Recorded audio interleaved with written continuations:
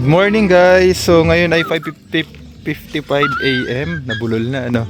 Ayan. So napakaganda ng tanawin. Andito tayo sa Maria Aurora. Ayan. So on the way kami sa Baler Aurora. Ayan. Tingnan nyo guys. Ganda ng tanawin dito. Ayan.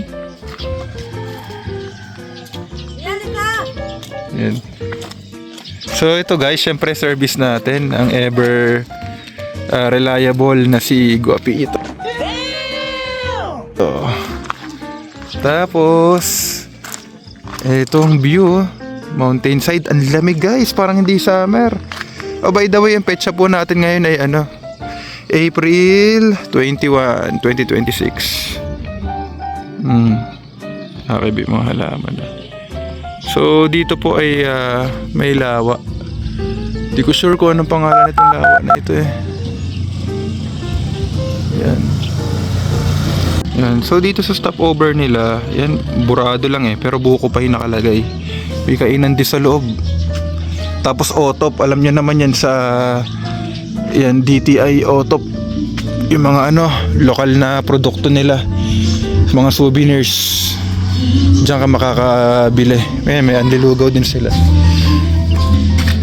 Ito ay Kanili Area Municipal Sub-Office, Maria Aurora. Tapos, ewan ko, marami kami nadaan ng ganito. Highland Pasalubong Center, mga produkto ng Sagada. Yan, Cordillera Province, nandiyan dyan. Hindi ko alam kung paano sila nakakuha. Layo kasi ng Cordillera dito. Yan, dami na palang riders na nag-ano rito guys.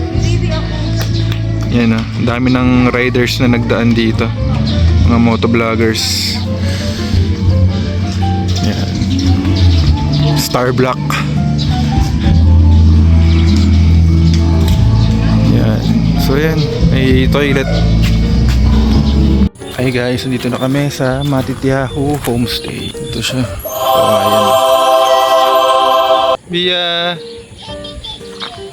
Ano daw dito guys, nakaraan to nag-check-in isang ex-PBB housemate. 3 days sila. Ngayon may foreigner kaming kasabay. Ito na yung mga lights. Dito, kung nauna sana kami nag-check-in, may private pool. Ayan na.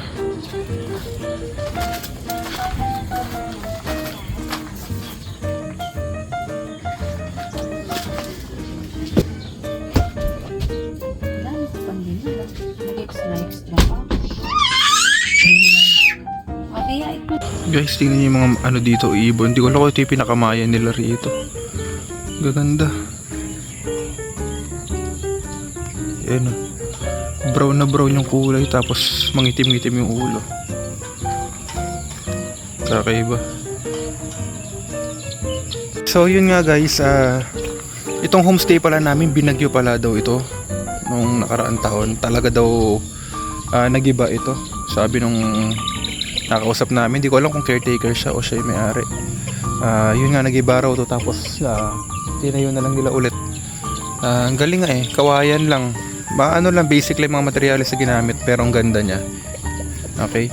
Ngayon, inaantay namin yung contact nila na tricycle. Bibigyan kami nun ng whole day tour dito sa bayan ng Baler for the price of 1,200 na ngayon kasi syempre may crisis sa gasolina, 'di ba? Tsaka sa diesel. Kaya medyo malaki rin yung expenses nila. Yan. So, antay lang namin 'yun. 8 o'clock kasi yung usapan. Tapos ang kagandahan nun, syempre, itutur ka nila. Di mo na kailangan mag-Google Map at hanapin yung mga nakatagong mga pasyalan dito. Yun sila na bahala, 'di ba? Ikaw uupo ka na lang pag sa sightseeing. And syempre, pahinga pa yung sasakyan mo, hindi malalaspag. Sulit na ho yun, no? So, i-recommend ko sa mga pupunta rito na try nyo rin yung ganun. Problema kami guys, naiwan ni Mrs. yung isang bag. Stop it. Get some help. Na kung saan ay nandoon yung mga damit nila ni Bia, pangligo, yung pangloob nila for 3 days. Buti na lang may mga iba siyang naisingit sa ibang bag namin, kaya lang kulang na kulang. So naging paraan na lang namin, hiraman sila ni parang yung mga ibang damit ni Ann, kung may mga sobra, gagamitin nila, ganun. Parang anuhan na lang sila, mapagkakasya nila kung ano yung mga nabaon niyan. Nakakatuwa nga may mga challenge. Yun yung nagpapaging memorable sa paglalakbay, yung mga ganung problema. Kapag kukwentuhan nyo balang araw, paano nyo nalagpasan yung mga ganun. Yan, ako naman, wala akong nadalang pambahay kahit isa. Kalimutan ko. Ay, ganun talaga. Pero tuloy ang ligaya, dito na tayo. Adjust tayo sa sitwasyon. Yan o, kaysa ma-stress ka. Meron naman po. Idaan mo ang kayadaanan po. Unang destinasyon natin guys, dito tayo sa liwasang bayan ng Aurora. Ito pala pinangalan kay Doña Aurora, asawa ni Manuel L. Quezon. Dito lang din bahay nila, malapit lang. Yan, bibili kami ng souvenir items.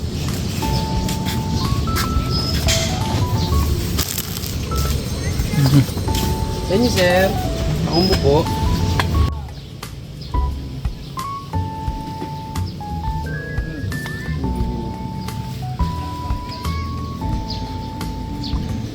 Picture sila.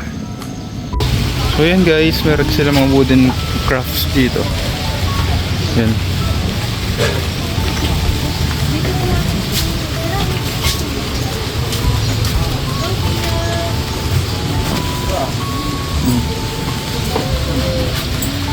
Ayan guys, so yun, kahit mainit sa buong Pilipinas, dito umuulan. Unpredictable ang weather dito. Buti may payong si kuya. Ito ang bahay ni Doña Aurora, papasukin natin. Sa history book, hindi na na-detalye. Tara, Tia! Tia, come! Ito yung mga itsura ng balerno. Doña Aurora. Doktora daw siya guys.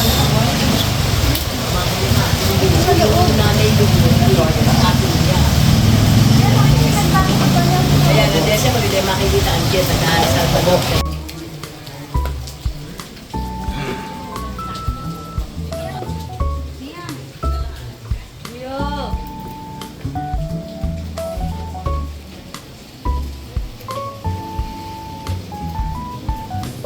Dati po kasi kami sakop ng Tayabas, Quezon. Quezon Province po ito noon. Dati po, itong baler ko, dati ko alam ko barangay lang. Bayan lang na siya. Parang barangay baler na siya. Tayabas, Quezon. Eh, layo po kasi, Region 4. Ang layo po na iniikutan namin from north to south. Oo. Kaya nung naging na po kami, sinakop na po kami sa Region 3. Oo. Kasi yung kabilang po ng bundok sa naman, sa Lingalan, yung kabilang bundok po. Quezon na po, south na po lang naman Quezon. Quezon Exo.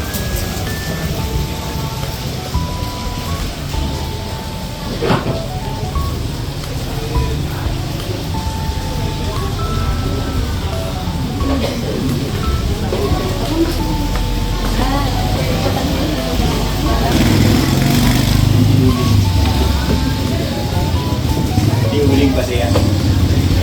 Pero po nito saan? Yan po yung mga sinuunang planche.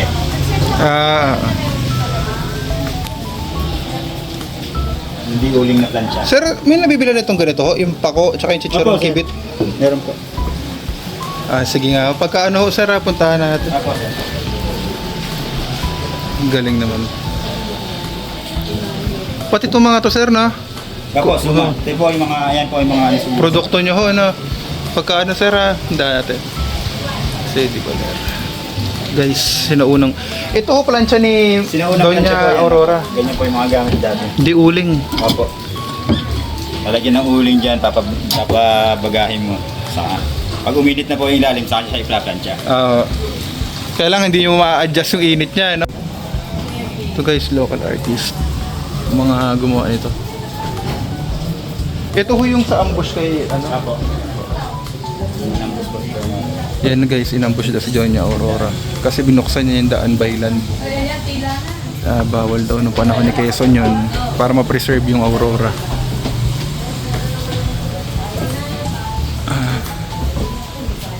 Yeah, makaano ka dyan ah.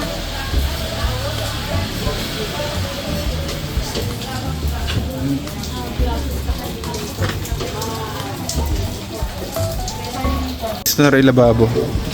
Dati. Ito lang mga lababo nila dati. Yan. Bubuhos na yung tubig, tutulo na dyan. Siguro dito. Baba lang yung ano. Galing. Kapag kainan noon, no? Ito na yung mga sabaw. Galing. Bakal yung ano, plato. Ay, sa kanila. Aurora. Napaka-elegante na nito yung unang panahon.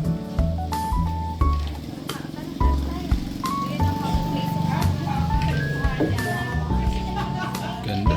Guys, oh, hindi ko alam kung actual na television nila ito noong araw. Nila Doña Quezon. Yun yung tubo sa loob, sa likod. Yan yata yung sinuunang television noon. Guys, isang story pala ditong probinsya na to, no. Na-discover ni Pangulong Manuel Quezon na maganda itong lugar ng Baler. Na itong Baler naman ay bahagi ng Quezon Province. Noon, Region 4 sila.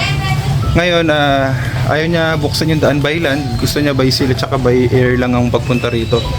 Kasi nga gusto niya i-preserve yung lugar na ito. Dahil marami nga yatang angkinan ng lupa noong unang panahon. Uso yun. Ngayon, nung namatay siya, binuksan ni Doña Aurora yung daan by land. Kinagalit naman yun ng mga hukbalahap na kausap ni Quezon na wag bubuksan yung daan by land. Kaya ayun, nangyari na inambush nga si Doña Aurora. Simula nga, ayun nga, hindi is naging dahilan kung bakit sa kanya pinangalan tong probinsya na ito. Itong Baler, naging bahagi ng Aurora, Region 3, noong 1979 po. Ito palang next destination guys, Novo. Mamimili muna sila ng damit. Hello guys!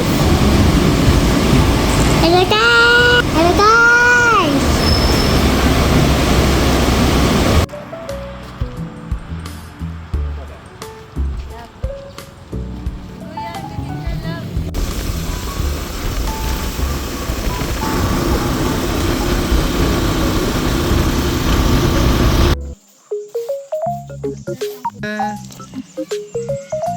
Papa, come here to see me. Papa, come see it. Gustuhan niya yung pool guys. Ayan, from this point, maglalakad na ho tayo. Pero doon sa may daan na yun. Doon tayo pupunta. Kasi hindi na pwede ipasok yung sasakyan doon sa papuntang falls. Ayan, sinilip lang namin yung ano kasi may resort dito eh. Nagustuhan ni Bia yung ano, pool. I want to swim with you there. I'm in the forest now. I want to swim Opo. and all mama and Tito. To swim with them. Ligo-ligo na oh. And Art is my friend. But she's swimming there.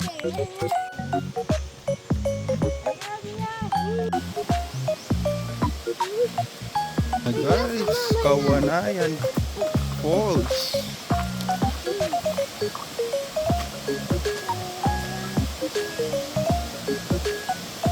Puntahan ko muna yung second falls.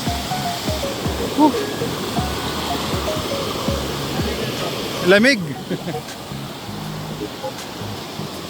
10 minutes mula doon sa falls na to. Sayang, andito na kami. Guys, medyo baba to.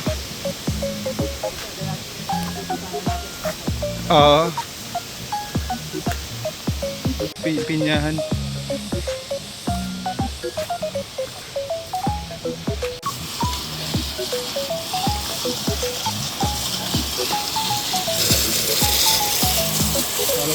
Ay, oo.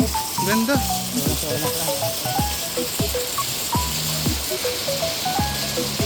Dito kayo pupunta, wala kayong kasabay. Ganda. Nakakita kitang bulaklak. Ano ba to? Ganda.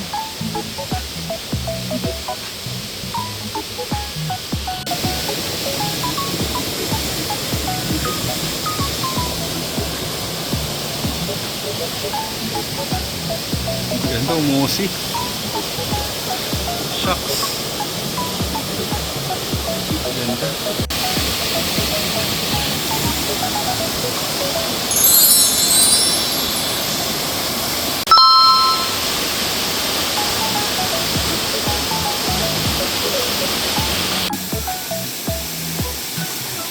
Bia!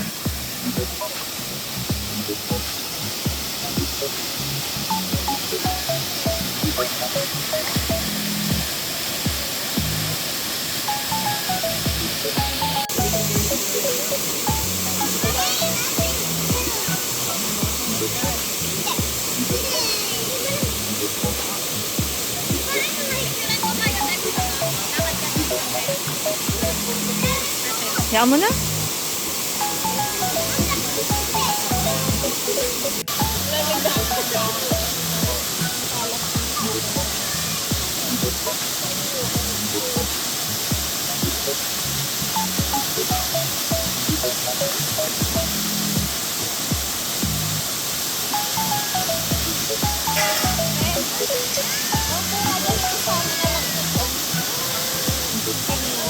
Okay na. So, tapos tayo mag-swimming. Dito naman kami sa Baler Airport.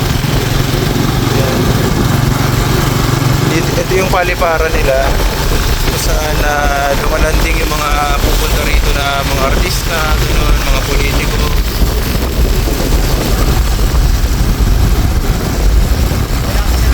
Guys,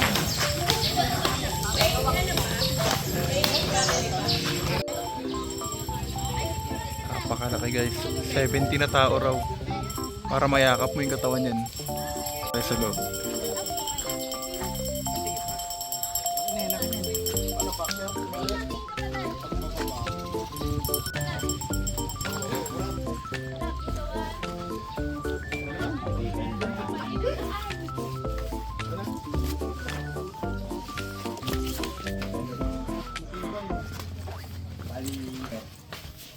Ang balete po kasi sir, tumutubo sa puno, di ba? Maano lang siya kasi ang balete puro ugat lang. Yung butas na yan, yung may puno dito dati. Na yun yung anuhan niya. Kapitan. Pinagsipunan, oo. Kaya may butas diyan. Tapos namatay na yung puno. Oo, napatay na yung puno kasi sobrang laki ng kanya. Galing. Kaya may butas diyan.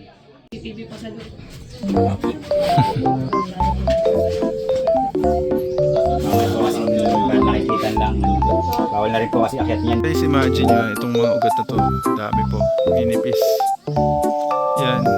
Pag lumaki, naging ganito mga ugat niya. Significance nitong puno na to guys. Ito ay isang centennial tree. Aging around 500 to 600 years old. So sa madaling salita, hindi pa tayo sinasakop ng mga Kastila. Maaari siguro bago pa dumating si Magellan around 1400s to 1500s ay nabubuhay na tong puno na to. Ito po ay one of the biggest and oldest trees here in Asia. Diba? Pakaganda. Swerte natin nakita natin yan .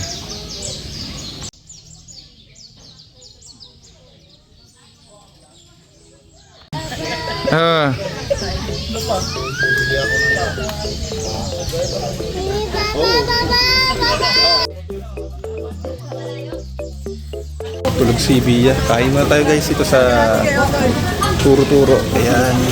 Siyempre, kakainin natin yung lokal na kainan para matikman natin yung sarap ng luto ng mga lokal dito.